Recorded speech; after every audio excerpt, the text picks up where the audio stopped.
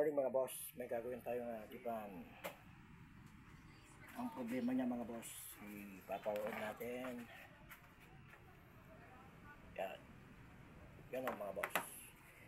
Flickering tapos lalabas yung mga power lines mga boss. Yan, check natin. Yan. Lalabas yung smart tapos yan mga boss. Yan. Nagsilabasan na yung mga power lines mga boss. Check natin ang model. Yan mga boss, diban.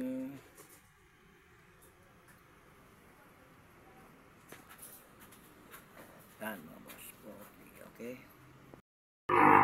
Ito boss yung ginawa natin na diban. Ganito ang ginawa ko boss. Kukwento ko na lang sa inyo dahil medyo nahirapan ako mga boss. Dito mga boss, dalawaan magkabilaan po ang sira ng LC1 at saka LC2. Unang hang ko sa kaliwa mga boss, snap keep flicker. Tapos dito sa kaliwa, keep flicker. Kaya ginawa ko mga boss, dito mga boss, ito natin. Tinanggal ko yung papuntang level shifter na LC1. Tinakto mga boss, tinanggal ko na yung resistor dyan. Tapos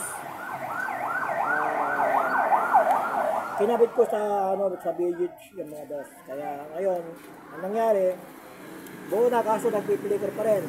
Ang ginawa ko mga boss, nag-tip method ako sa kaliwa mga boss, dito. Dito mga boss.